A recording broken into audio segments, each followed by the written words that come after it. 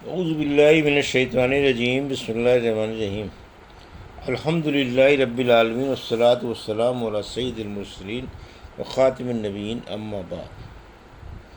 صحیح بخاری باب کتاب المغازی، حدیث نمبر 4335، اردو ترجمہ۔ ہم سے قبیصہ نے بیان کیا، کہا ہم سے سفیان سوری نے بیان کیا، ان سے آمش نے، ان سے ابو وائل نے، اور ان سے عبداللہ بن مسعود رضی اللہ عنہ کی جب رسول اللہ صلی اللہ علیہ وسلم حنین کے مال غنیمت کی تقسیم کر رہے تھے تو انصار کے ایک شخص نے جو منافق تھا کہا کہ اس تقسیم میں اللہ کی خوشنودی کا کوئی خیال نہیں رکھا گیا ہے۔ میں نے رسول اکرم صلی اللہ علیہ وسلم کی خدمت میں حاضر ہو کر آپ کو اس بدگو کی اطلاع دی تو آپ کے چہرے مبارک کا رنگ بدل گیا۔ پھر آپ نے فرمایا، اللہ تعالیٰ موسیٰ علیہ السلام پر رحم فرمائے، انہیں اس سے بھی زیادہ دکھ پہنچایا گیا تھا، بس انہوں نے صبر کیا۔ حدیث نمبر 4336، اردو ترجمہ۔ ہم سے قنیبہ نے بیان کیا، کہا ہم سے جریر نے بیان کیا، ان سے منصور نے، ان سے ابو وائل نے، اور ان سے عبداللہ بن مسعود رضی اللہ عنہ نے کہ غزوہ حنین کے موقع پر رسول اللہ صلی اللہ علیہ وسلم نے چند لوگوں کو بہت جانور دیے، چنانچہ اقرا بن حابس کو، جن کا دل بہلانا منظور تھا، 100 اونٹ دیے۔ عینیہ بن حسن فزاری کو بھی اتنے ہی دیے، اور اس طرح دوسرے اشراف عرب کو دیا۔ اس پر ایک شخص نے کہا کہ اس تقسیم میں اللہ کی رضا کا کوئی خیال نہیں کیا گیا۔ ابن مسعود تعالیٰ نے بیان کیا کہ میں نے کہا کہ میں اس کی خبر رسول اللہ صلی اللہ علیہ وسلم کو کروں گا۔ جب آن صلی اللہ علیہ وسلم نے یہ کلمہ سنا تو فرمایا، اللہ موسیٰ پر رحم فرمائے کہ انہیں اس سے بھی زیادہ دکھ دیا گیا تھا، لیکن انہوں نے صبر کیا۔ حدیث نمبر 4337، اردو ترجمہ۔ ہم سے محمد بن بشار نے بیان کیا، کہا ہم سے معاذ نے بیان کیا، کہا ہم سے عبداللہ بن عون نے، ان سے حشام بن زید بن انس بن مالک نے، اور ان سے انس بن مالک رضی اللہ عنہ نے بیان کیا کہ جب حنین کا دن ہوا تو قبیلہ حوازن اور غطفان اپنے مویشی اور بال بچوں کو ساتھ لے کر جنگ کے لیے نکلے۔ اس وقت آن صلی اللہ علیہ وسلم کے ساتھ 10,000 کا لشکر تھا۔ ان میں کچھ لوگ وہ بھی تھے جنہیں آن صلی اللہ علیہ وسلم نے فتح مکے کے بعد احسان رکھ کر چھوڑ دیا تھا۔ پھر ان سب نے پیٹھ پھیر لی اور حضور اکرم صلی اللہ علیہ وسلم تنہا رہ گئے۔ اس دن حضور اکرم صلی اللہ علیہ وسلم نے 2 مرتبہ پکارا، دونوں پکار ایک دوسرے سے الگ الگ تھیں۔ آپ نے دائیں طرف متوجہ ہو کر پکارا، اے انصاریوں! انہوں نے جواب دیا، ہم حاضر ہیں یا رسول اللہ، آپ کو بشارت ہو، ہم آپ کے ساتھ ہیں، لڑنے کو تیار ہیں۔ پھر آپ بائیں طرف متوجہ ہوئے اور آواز دی، اے انصاریوں! انہوں نے ادھر سے جواب دیا کہ ہم حاضر ہیں یا رسول اللہ، بشارت ہو، ہم آپ کے ساتھ ہیں۔ حضور صلی اللہ علیہ وسلم اس وقت ایک سفید خچر پر سوار تھے۔ پھر آپ اتر گئے اور فرمایا، میں اللہ کا بندہ اور اس کا رسول ہوں۔ انجام کار کافروں کو ہار ہوئی اور اس لڑائی میں بہت زیادہ غنیمت حاصل ہوئی۔ حضور صلی اللہ علیہ وسلم نے اسے مہاجرین میں اور قریشیوں میں تقسیم کر دیا، جنہیں فتح مکے کے موقع پر احسان رکھ کر چھوڑ دیا تھا۔ انصار کو اس میں سے کچھ نہیں عطا فرمایا۔ انصار کے بعد نوجوانوں نے کہا کہ جب سخت وقت آتا ہے تو ہمیں بلایا جاتا ہے اور غنیمت دوسروں کو تقسیم کر دی جاتی ہے۔ یہ بات حضور صلی اللہ علیہ وسلم تک پہنچی تو آپ نے انصار کو ایک خیمے میں جمع کیا اور فرمایا، اے انصاریوں! کیا وہ بات صحیح ہے جو تمہارے بارے میں مجھے معلوم ہوئی ہے؟ اس پر وہ خاموش ہو گئے۔ پھر آپ صلی اللہ علیہ وسلم نے فرمایا، اے انصاریوں! کیا تم اس پر خوش نہیں ہو کہ لوگ دنیا اپنے ساتھ لے جائیں اور تم رسول اللہ صلی اللہ علیہ وسلم کو اپنے گھر لے جاؤ؟ انصاریوں نے عرض کیا، ہم اسی پر خوش ہیں۔ اس کے بعد حضور صلی اللہ علیہ وسلم نے فرمایا کہ اگر لوگ کسی وادی میں چلیں اور انصار کسی گھاٹی میں چلیں تو میں انصار ہی کی گھاٹی میں چلنا پسند کروں گا۔ اس پر حشام نے پوچھا، اے ابو حمزہ! کیا آپ وہاں موجود تھے؟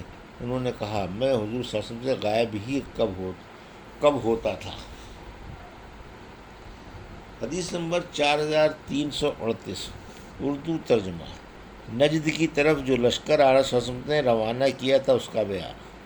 ہم سے ابو نعمان نے بیان کیا، کہا ہم سے حماد بن زید نے بیان کیا، کہا ہم سے ایوب سختیانی نے بیان کیا، ان سے نافع نے اور ان سے عبداللہ بن عمر رضی اللہ عنہ نے بیان کیا کہ نبی کریم صلی اللہ علیہ وسلم نے نجد کی طرف ایک لشکر روانہ کیا تھا، میں بھی اس میں شریک تھا۔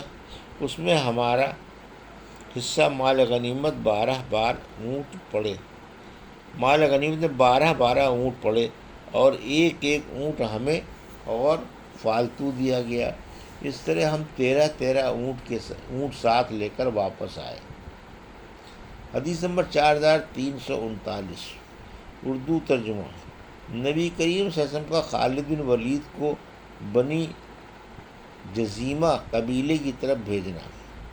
مجھ سے محمود بن غیلان نے بیان کیا، کہا ہم سے عبد الرزاق نے بیان کیا، انہیں معمر نے خبر دی دوسری سند، اور مجھ سے نعیم بن حماد نے بیان کیا، کہا ہم کو عبداللہ بن مبارک نے خبر دی، انہیں معمر نے، انہیں زہری نے، انہیں سالم نے، اور ان سے ان کے والد عبداللہ بن عمر رضی اللہ عنہ نے بیان کیا کہ نبی کریم صلی اللہ علیہ وسلم نے خالد بن ولید رضی اللہ عنہ کو بنی جزیمہ کی طرف بھیجا۔ خالد بن ولید نے انہیں اسلام کی دعوت دی، لیکن انہیں اسلمنا، ہم اسلام لائے کہنا نہیں آتا تھا، اس کے بجائے وہ سبانہ ہم بے دین ہو گئے، یعنی اپنے آبائی دین سے ہٹ گئے کہنے لگے۔ خالد رضی اللہ عنہ نے انہیں قتل کرنا اور قید کرنا شروع کر دیا، اور پھر ہم میں سے ہر شخص کو اس کا قیدی حفاظت کے لیے دے دیا۔ پھر جب ایک دن خالد رضی اللہ عنہ نے ہم سب کو حکم دیا کہ ہم اپنے قیدیوں کو قتل کر دیں، میں نے کہا اللہ کی قسم میں اپنے قیدی کو قتل نہیں کروں گا، اور نہ میرے ساتھیوں میں کوئی اپنے قیدی کو قتل کرے گا۔ آخر جب ہم رسول اللہ صلی اللہ علیہ وسلم کی خدمت میں حاضر ہوئے اور آپ سے صورتحال کا بیان کیا تو آپ نے ہاتھ اٹھا کر دعا کی، اے اللہ میں اس فعل سے بیزاری کا اعلان کرتا ہوں جو خالد نے کیا۔ 2 مرتبہ آپ نے یہی فرمایا۔ حدیث نمبر 4340 اور 4341 اردو ترجمہ۔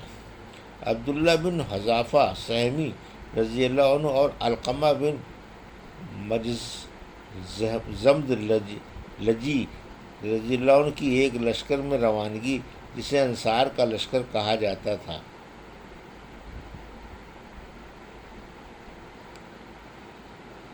ہم سے مسدد بن مسحرت نے بیان کیا، کہا ہم سے عبد الواحد بن زیاد نے بیان کیا، کہا ہم سے اعمش نے بیان کیا، کہا کہ مجھ سے سعد بن عبیدہ نے بیان کیا، ان سے عبد الرحمن اسلمی نے، اور ان سے حضرت علی رضی اللہ عنہ نے بیان کیا کہ نبی کریم صلی اللہ علیہ وسلم نے ایک مختصر لشکر روانہ کیا اور اس کا امیر ایک انصاری صحابی عبداللہ بن حذافہ سہمی کو بنایا، اور لشکریوں کو حکم دیا کہ سب اپنے امیر کی اطاعت کریں۔ پھر امیر کسی وجہ سے غصہ ہو گئے اور اپنے فوجیوں سے پوچھا کہ کیا تمہیں رسول اللہ صلی اللہ علیہ وسلم نے میری اطاعت کرنے کا حکم نہیں فرمایا ہے؟ سب نے کہا کہ ہاں فرمایا ہے۔ انہوں نے کہا پھر تم سب لکڑیاں جمع کرو۔ انہوں نے لکڑیاں جمع کی تو امیر نے حکم دیا کہ اس میں آگ لگاؤ، اور انہوں نے آگ لگا دی۔ اب انہوں نے حکم دیا کہ سب اس میں کود جاؤ۔ مجاہد کود جانا ہی چاہتے تھے کہ انہی میں سے بعض نے بعض کو روکا اور کہا کہ ہم تو اس آگ ہی کے خوف سے رسول اللہ صلی اللہ علیہ وسلم کی طرف آئے ہیں۔ ان باتوں میں وقت گزر گیا اور آگ بھی بجھ گئی۔ اس کے بعد امیر کا غصہ بھی ٹھنڈا ہو گیا۔ جب اس کی خبر رسول اللہ صلی اللہ علیہ وسلم کو پہنچی تو آپ نے فرمایا اگر یہ لوگ اس میں کود جاتے تو پھر قیامت تک اس میں سے نہ نکلتے۔ اطاعت کا حکم صرف نیک کاموں کے لیے ہے۔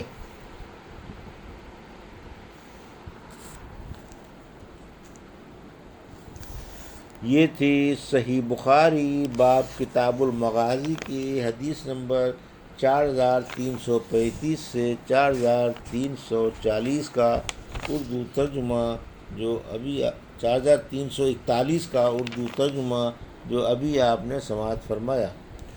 اللہ سے دعا ہے کہ اللہ ہمیں ان حدیثوں کی صحیح سمجھ کے ساتھ عمل کرنے کی توفیق عطا فرما۔ آمین یا رب العالمین۔